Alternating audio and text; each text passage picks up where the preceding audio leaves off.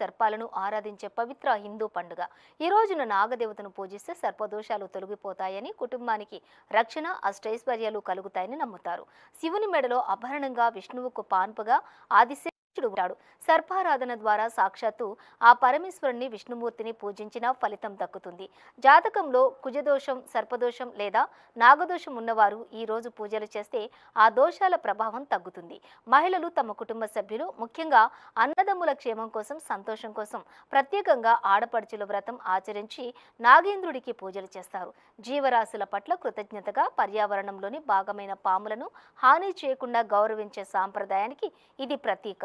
భక్తులు ఉదయాన్నే స్నానం చేసి పుట్ట దగ్గరకు లేదా నాగదేవాలయాలకు వెళతారు. పుట్టలో పాలు పోసి పసుపు, కుంకుమ, అక్షతలు, పూలతో నాగప్రతిమలను లేదా పుట్టను పూజిస్తారు.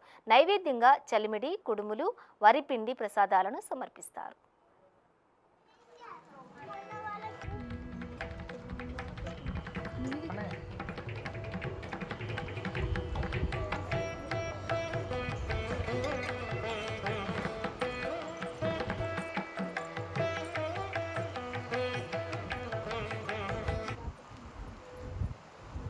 నాగల పంచమి అద్భుతమైన పండుగ. ఇది చెరుకట్ట మీద, సంగారెడ్డిలోని చెరుకట్ట మీద సప్త సంతాన నాగేంద్ర స్వామిగా శ్రీ శ్రీ శ్రీ గురు మాధవానంద స్వామి నామకరణం చేయడం జరిగింది.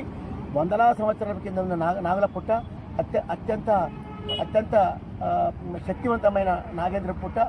మరి ఈ సప్త సంతాన నాగేంద్ర స్వామి నామకరణం ఎందుకు చేసిందంటే, సంతానమే కాకుండా కూడా సప్త అంటే ఆరోగ్యము, ఐశ్వర్యము, అలాగే అన్ని రాజకీయము, రకరకాల 9 రకాల మనిషికి సంబంధించిన 9 రకాల కార్యక్రమాల మీద ఈ స్వామివారు పెట్టడం జరిగింది. కాబట్టి ఈరోజు ఈ కార్యక్రమానికి వచ్చిన భక్తులందరికీ కూడా నేను తెలియపరిచిన ప్రతి మంగళవారం నాడు సప్త సంతాన నాగేంద్ర స్వామి నమః అని చెప్పి 9 సార్లు అనుకొని స్వామి యొక్క ప్రదక్షిణ చేస్తే అన్ని కార్యక్రమాలు విజయవంతమవుతాయని స్వామివారు చెప్పారు. కాబట్టి ఈరోజు నాగల పంచమి సందర్భంగా ఈ కార్యక్రమం చేస్తున్నాం. కాబట్టి పట్టణ ప్రజలందరూ చెరుకట్ట మీద ఉన్న సప్త నాగేంద్ర స్వామిని దర్శించుకొని ఆరోగ్యాలు పొంది, అష్టైశ్వర్యాలు పొంది, సుఖశాంతంతో మీ పిల్లల పాపలు అందరూ మంచిగా ఉండాలని చెప్పి మనసారా కోరుకుంటున్నాను. ప్రతి ఒక్క రోజు పండుగని అంటారు.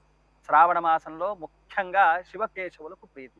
ఎలాగైతే కార్తీక మాసంలో మనము ఇటు శివుడికి, ఇటు కేశవునికి ఎలా ఆరాధన చేస్తూ ఉంటామో, అలాగే ఈ శ్రావణ మాసంలో ఇటు లక్ష్మీ అమ్మవారికి, ఇటు గౌరీ అమ్మవారికి ఆరాధనలు చేస్తూ ఉంటాం.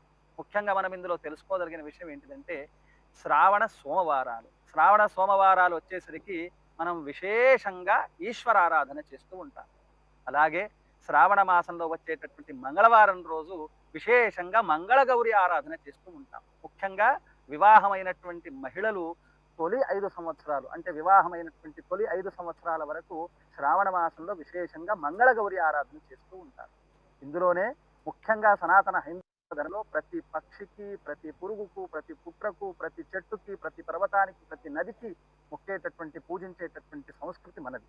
అందులో భాగంగానే ఈ నాగపంచమి, నాగ చతుర్థిని కూడా మనం ఆరాధన చేసి సర్పానికి కూడా పూజ చేస్తూ ఉంటాం. తద్వారా సంతాన వృద్ధి కలుగుతుంది అని చెప్పేసి శాస్త్రం మనకు చెప్తూ ఉంది. అలాగే శ్రావణ మాసంలో వచ్చేటటువంటి ముఖ్యమైనటువంటి పండుగలో శ్రావణ మాసం పౌర్ణిమ ముందు వచ్చేటటువంటి శుక్రవారం వరలక్ష్మి వ్రతం. ఈ వరలక్ష్మి వ్రతానికి వరదాలక్ష్మి వ్రతం అని కూడా అంటారు. విశేషంగా చారుమతి వ్రతాన్ని, చారుమతి కథను కూడా మనం విన్నాం. ఈ శ్రావణ మాసంలో వచ్చేటటువంటి పౌర్ణిమకు ముందు వచ్చేటటువంటి శుక్రవారం నాడు గనక ముత్తైదవులందరూ కలిసి ఈ వరదాలక్ష్మి వ్రతాన్ని గనక ఆచరించినట్లయితే అఖండ సౌమంగళంతో పాటుగా సంపద కూడా వృద్ధి చెందుతుంది అని ధర్మం చెప్తూ ఉంది.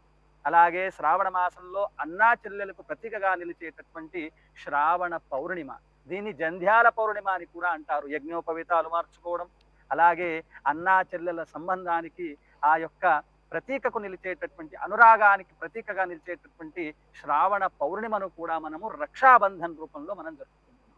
అలాగే కృష్ణ పరమాత్ముడు జన్మించినటువంటి కృష్ణ అష్టమిని కూడా రాత్రిపూట మనం విశేషంగా జరుపుకుంటాం.